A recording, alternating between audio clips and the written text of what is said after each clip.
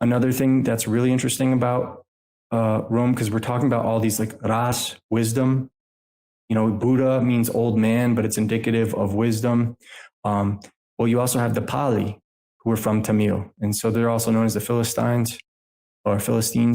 And then that language, the Pashto language, it's also called Estrangelo. It's resembled the Chaldee, according to a gentleman named Sir William Jones in his Asiatic researches. And what he noted is Chaldee is basically an older version of Hebrew. People will really have to dive into book 4 that we're promoting here, Godsacre for Winds of the Soul, to see why that's significant, why it relates to the doctrine of wisdom, because there's a lot written about it. But you'll find this phonetic, you'll find this Pali in places like Rome, Palatine Hill. You'll find it in Palestine, right? The stone of Pallas. You'll find it in the goddess of wisdom, Pallas Athena, Palladium. But you got to remember that this B and P. Charlemagne and his paladins. Exactly. Yep. That's what I'm saying. It's everywhere. And that P and B was interchanged by the Pelagi, the holy sailors. And so there's some amount of evidence that they came from Bali, or that part of that system was in Bali, right? And because Bali is also God, and it even says, in the Bible, thou shalt no longer call me Bali. And Baal, Bol. So in Hebrew, the problem with this word, the reason why this is so fucked up is because these modern corrupt, whatever you want to call them, that call themselves, Jews or whatever, they have fucked up everything. They were absolutely careless with the language. So if you were to spell Baal in Hebrew, like the old Chaldee way would just be BL, right? Bet Lamed. But the way they do in Hebrew is Bet Ayin Lamed.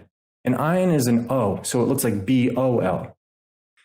So you have all this confusion of shit, of language, and the Greeks were really bad at this too, careless with the language.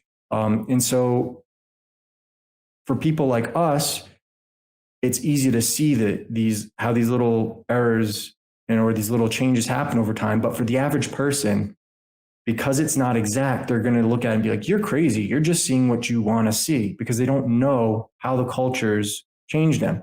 And when you look at these early people, these Syriac, and from that area of Syria, and they become the Phoenicians, and they're connected to whatever was in Egypt, whatever that was, I don't know. I'm trying to get to the bottom of. But that band of people that become adventurers, that become Phoenicians, that basically set up these maritime empires, they interchanged the B and the P. So Bali is Pali.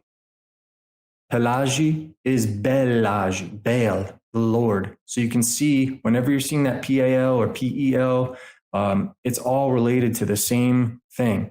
And it's related to the gate, Pila. And why that matters is because the symbol is, Janus guards the gates. He's the god of the doors, the gates of the year.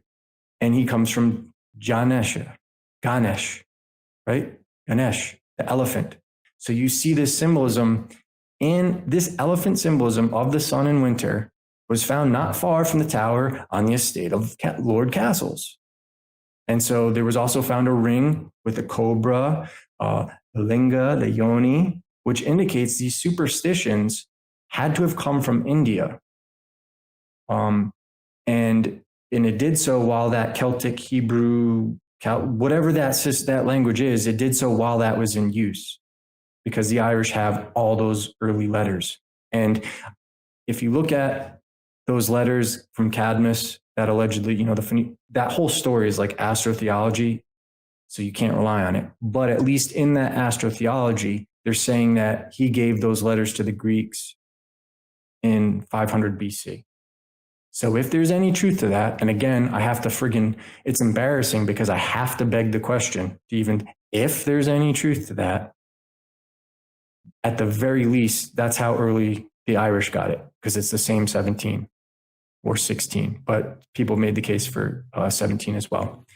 And what's interesting is when you go back into, the further you go back to try to look at where does this shit start, you start seeing that like some of these languages, the early languages are numerical.